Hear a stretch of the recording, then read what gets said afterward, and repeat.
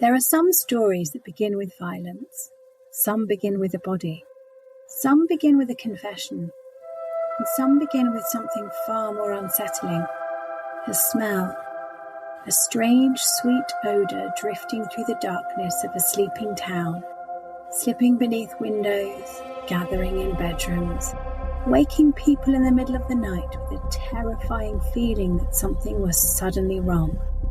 Not outside the house, inside it. Tonight we are going to Mattoon, Illinois, the summer of 1944. A quiet Midwestern town where the war was happening thousands of miles away, and yet the atmosphere of war had already seeped into everyday life. Newspapers were filled with stories from Europe and the Pacific. Families waited for letters from sons and husbands overseas. Blackouts, rationing, and anxiety had become ordinary parts of American life. People were already living with the language of danger. Sabotage, chemical attacks, invisible threats. And in Mattoon, fear found a shape of its own. Because during a series of strange nights in late August and early September, residents began reporting something deeply disturbing. They claimed that an unknown figure was moving through the town after dark, releasing some kind of gas into homes through open windows. The victims described a sweet smell. Then came the symptoms: weakness, nausea, dizziness, tingling in the limbs. Some people claimed they could barely stand. Others said they felt temporarily paralyzed in bed, awake and aware, but unable to move properly. The newspapers gave the figure a name, the Mad Gasser, and before long, Mattoon became consumed by the fear that an invisible attacker was walking its streets at night. Police increased patrols, residents locked their windows, neighbours watched the darkness from their porches, and all the while, the reports kept spreading. But what exactly happened in Mattoon? Was there truly someone stalking the town with chemicals and gas? Was the community suffering from wartime panic powerful enough to make ordinary sensations feel sinister? Or did the truth sit somewhere in between those two possibilities, in the uneasy space where fear and reality begin to blur together? Because what makes the Mad Gasser case endure is not simply the mystery itself. It is the feeling surrounding it. The sense that something unseen entered people's homes while they slept, a presence without a face, threat carried through the air itself. This is the Eclectic, and this is the story of the Mad Gasser of Mattoon. By 1944, America had already spent years living under the shadow of World War II. Even towns far removed from the front lines felt the psychological pressure of the conflict. Newspapers carried stories of bombings, sabotage, and chemical warfare. Civilians were encouraged to remain alert. Factories operated around the clock. Communities were told that danger could come in unexpected forms. That atmosphere matters when looking at what happened in Mattoon, because fear rarely appears in isolation. It grows best in places already prepared for it. Mattoon itself was not a large city. It was the kind of place where neighbours knew one another, where unusual events travelled quickly through conversation, and where rumours could spread across town in a single evening. And in the late August of 1944, an unusual story began moving through the community. One of the earliest and most widely discussed reports came from a woman named Aileen Kearney. According to her account, she awoke during the night after noticing a strange smell inside her home. She later described it as a sweet and chemical-like, something unusual enough to immediately alarm her. Soon afterwards, she began feeling physically unwell. Weakness spread through her legs. She felt nauseated. At one point, she believed she could barely move. Naturally, panic followed. Her story spread quickly through Mattoon, and in a town already shaped by wartime anxiety, it landed with enormous force. Once people heard about a mysterious odour followed by sudden illness, other residents began looking at their own experiences differently. Soon there were additional reports.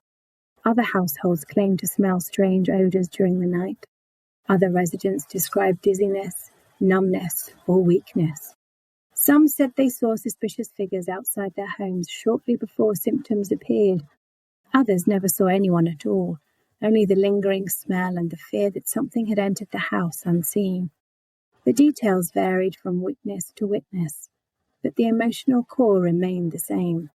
Something invisible seemed to be crossing the boundaries of the private homes. And that idea is what made the story so frightening. Because the Mad Gasser was not described as a conventional attacker.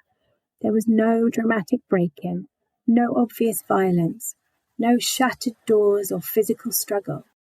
Instead, the threat seemed to arrive silently, through windows, through screens, through the air.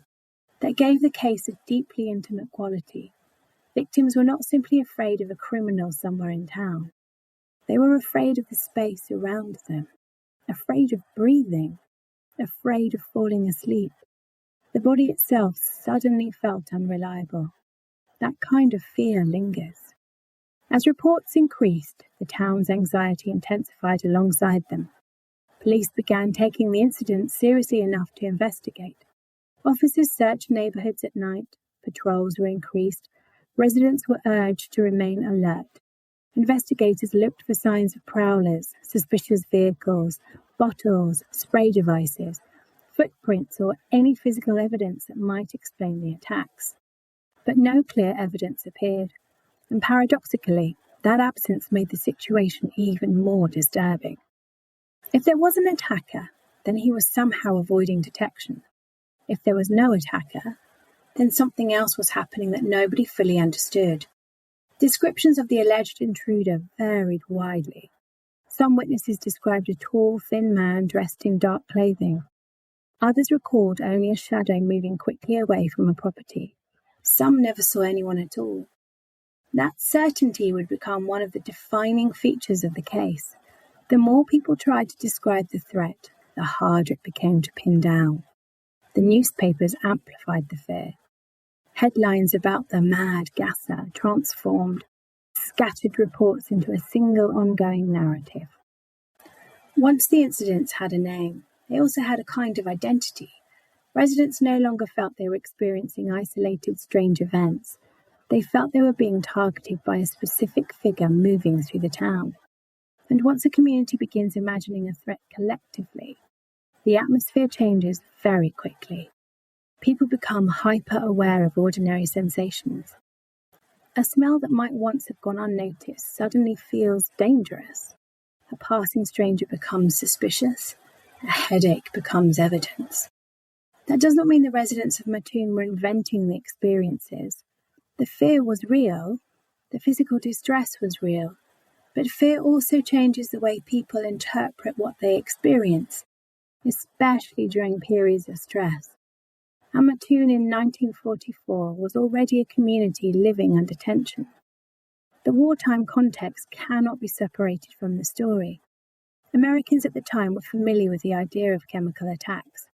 Newsreels and newspaper stories have made the public deeply aware of poison gas and invisible weapons. The idea that an unknown person could release some kind of chemical agent into homes did not sound impossible to the people living through World War II.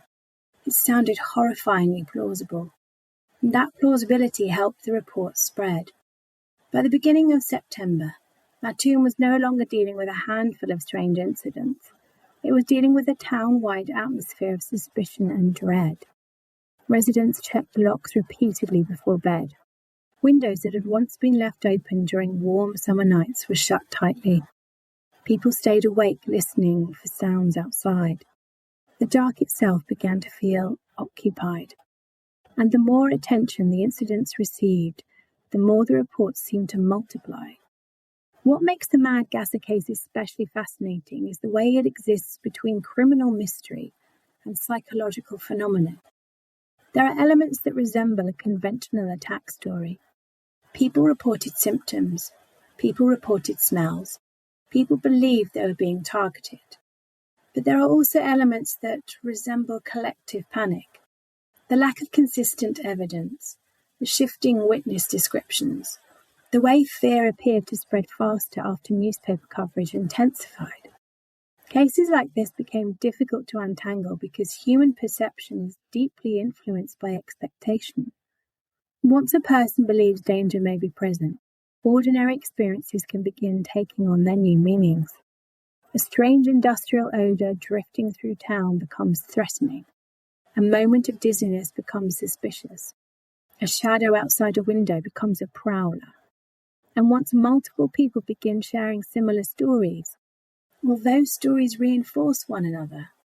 The mind is always searching for patterns.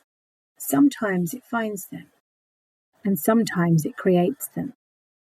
That possibility has led many historians and researchers to describe the Mad Gasser incidents as one of America's most famous examples of mass hysteria or collective panic. But even those labels can oversimplify what happened, because the people of Mattoon were not fictional characters in a ghost story. They were ordinary residents trying to understand frightening experiences that felt real to them in the moment.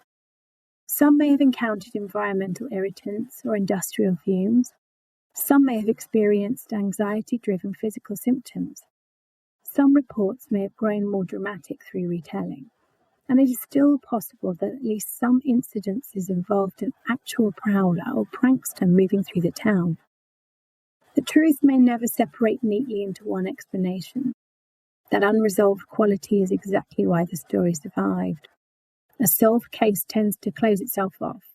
The Mad Gasser of Mattoon never fully closed. Instead, it drifted into American folklore, joining the strange borderland where history, rumour, psychology, and fear overlap. And even now, decades later, the story still carries a particular kind of unease, because at its heart, it touches a deeply primal fear. Not simply the fear of being attacked, but the fear of being vulnerable in the place that should feel safest. Your home, your bedroom, your bed in the middle of the night. And the fear that something unseen could slip through the darkness and enter your life before you even understand what is happening. By the peak of the panic, Mattoon had become a town listening to itself. Residents watched their streets differently. They listened more carefully to unfamiliar sounds. They paid attention to smells they might once have ignored. Every unusual sensation carried the possibility of meaning. And that is how fear changes a place. Not all at once, but gradually, quietly, until ordinary life begins to feel uncertain. The reports themselves followed a strangely familiar pattern. A household would notice a peculiar odour during the night. The smell was often described as sweet or perfume-like, but with something deeply unpleasant beneath it. Shortly afterward, someone inside the home would begin feeling unwell. Weakness in the legs, nausea, dizziness, a tingling sensation in the body. In some cases, victims claimed they could barely move for a short period of time. Others described a heavy, sluggish feeling that left them terrified something had entered the room while they slept. And whether those symptoms were caused by chemicals, anxiety, environmental irritation, or perhaps a combination of all three, the emotional effect was the same. People believed something dangerous was happening, and that belief transformed the atmosphere of the town. One of the reasons the case became so influential is because it touched a fear that felt intensely personal. The Mad Gasser was not imagined as a distant criminal operating somewhere out in the world. The threat seemed to move directly into private spaces, into the bedrooms, through the windows, sleeping houses. That intimacy gave the story its nightmare quality. Violence is frightening enough when it happens openly, but the idea of an unseen presence drifting through a darkened neighbourhood while families sleep carries a different kind of horror. It suggests vulnerability at the exact moment people feel most defenceless. And in Mattoon, that fear became contagious. As newspaper coverage expanded, the incidents began attracting attention beyond the town itself. The press played a major role in shaping the story. Reports gave the alleged attacker a recognizable identity, And once that happened, scattered experiences became connected through a single narrative. The Mad Gasser became more than a rumour. He became a symbol. Once the town had a recognisable villain, every new report seemed to reinforce the idea that the attacker was real and still active. At the same time, the lack of evidence made the mystery even stranger. Police continued investigating, but they found no consistent proof of a chemical weapon or organised attack. Officers searched neighbourhoods repeatedly. Residents reported suspicious figures. Some claimed to see a man moving quickly away from homes after the smell appeared. But nothing solid ever emerged. No arrest, no confirmed device, and no clear explanation. That uncertainty allowed imagination to fill the gaps, and imagination is rarely calm during moments of collective fear. The wartime setting remains one of the most important parts of the story. In 1944, Americans already understood the terror associated with chemical attacks. The First World War had left lasting psychological scars surrounding poison gas, and World War II brought renewed fears about sabotage and unconventional weapons. Even civilians far from combat zones were living inside that atmosphere. People knew that invisible threats could exist. They knew chemicals could cause panic, illness, and confusion. So when the residents of Mattoon reported strange odours followed by physical symptoms, the idea of a gas attack, well, it didn't feel absurd. It felt believable. That doesn't necessarily mean there was a gas attacker moving through the town, but it does explain why the reports spread with such force once they began. Fear grows more easily when people already possess a framework for understanding it, and wartime America had already built that framework. Researchers looking back on the case had proposed several possible explanations over the decades. Some believe the incidents were caused primarily by mass suggestion and collective panic. Others have pointed toward industrial pollution or environmental irritants that may have produced genuine physical symptoms in some residents. A few writers have argued that there may have been at least one real prowler responsible for certain reports. There is even a later theory involving a local man named Farley Llewellyn, who became linked to the case in retrospective accounts. Some researchers suggested he may have possessed the knowledge or means to carry out chemical pranks or attacks, but the evidence surrounding him never became conclusive. And that detail is important, because over time, mysteries tend to accumulate certainty they never originally possessed. Later retellings smooth out contradictions, simplify confusion, and create the illusion of clearer answers than history actually provides. The Mad Gasser case resists that process. The historical record remains messy, witness descriptions conflict, evidence is incomplete. Some reports appear more credible than others, and the further the story moved from the original events, the harder it became to separate direct experience from interpretation. It is not fully a criminal case, not fully folklore, not fully psychological. Instead, it exists somewhere between all three. If you imagine the atmosphere in Mattoon during those weeks, it becomes easier to understand why the story endured. Picture an Illinois summer night in 1944. The air is humid and heavy. The streets are quiet. Most houses have their windows partially open against the heat. Somewhere in the distance, a radio hums softly with wartime news. Then someone suddenly wakes. There is a smell in the room. It's sweet at first, then wrong. Your throat feels strange. Your stomach tightens. Your legs feel weak. You sit up in bed trying to decide whether something is actually happening or whether your mind is racing ahead of you. Then panic arrives before certainty does. And panic changes everything. Because once fear takes hold, even ordinary sensations begin to feel dangerous. A strange odour from a nearby factory suddenly feels suspicious. A passing headache becomes meaningful. A figure walking down the street at night becomes threatening. None of this means the experiences were imaginary. Fear itself produces real physical effects. Anxiety changes breathing, perception, and bodily sensation.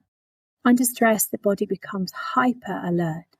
And in Mattoon, stress was everywhere. The war created tension. The newspaper coverage intensified it. The repeated reports reinforced it.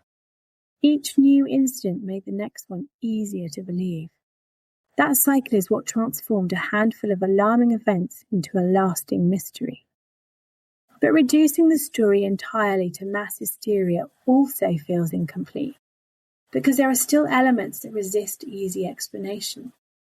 People genuinely reported physical symptoms. Multiple residents described similar smells. Some witnesses insisted they saw suspicious individuals fleeing from homes. And perhaps most importantly, the fear itself became part of the reality of the town. Even if some reports were exaggerated or influenced by suggestion, the emotional consequences were real. Families lost sleep. Residents felt unsafe inside their own homes. Ordinary nights became charged with tension. That lingering emotional reality is one reason the story survived long after the incident stopped. A solved crime usually fades. An unsolved experience tends to linger, especially when it touches something deeply human. And the Mad Gasser case touches several fears at once. Fear of contamination, fear of vulnerability, and fear of invisible threats. And fear that the body itself can suddenly become unreliable. Those fears never really disappear from society. They simply change form over time. That may be why the story still feels strangely modern. Even decades later, there is something disturbingly familiar about a community becoming consumed by uncertainty, suspicion, and invisible danger.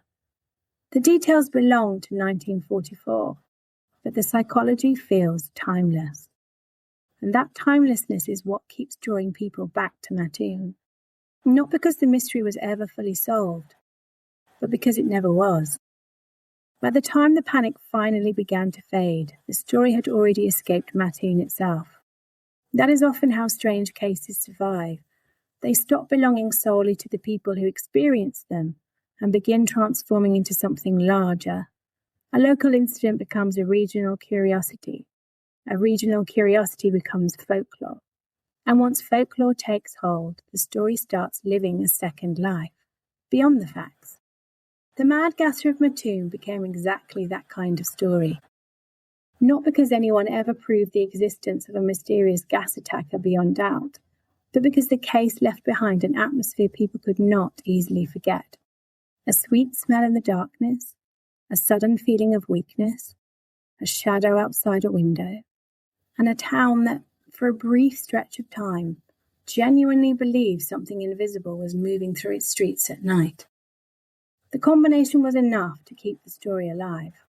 But decades afterwards, writers, historians, podcasters, and researchers kept returning to the case, trying to answer the same lingering question. What actually happened in Mattoon? And the deeper people looked, the less straightforward the answer became. The Mad Gasser case has the structure of a crime story, but no confirmed culprit. It has the atmosphere of a ghost story, but nothing supernatural ever truly appears. It has the emotional intensity of a public panic, but also enough unanswered details to prevent easy dismissal. The story remains suspended between explanations, and suspended stories tend to endure. What makes the case powerful is the way it transformed ordinary domestic life into something frightening. A home is supposed to feel secure, a bedroom is supposed to feel private, and sleep is supposed to feel safe. The Mad Gasser story disturbed all three more than 80 years later. The Mad Gasser of Mattoon remains one of the strangest stories in American history because it resists simple categorization. If there truly was an attacker moving through the town, then the case becomes the story of a predator who almost disappeared into the history.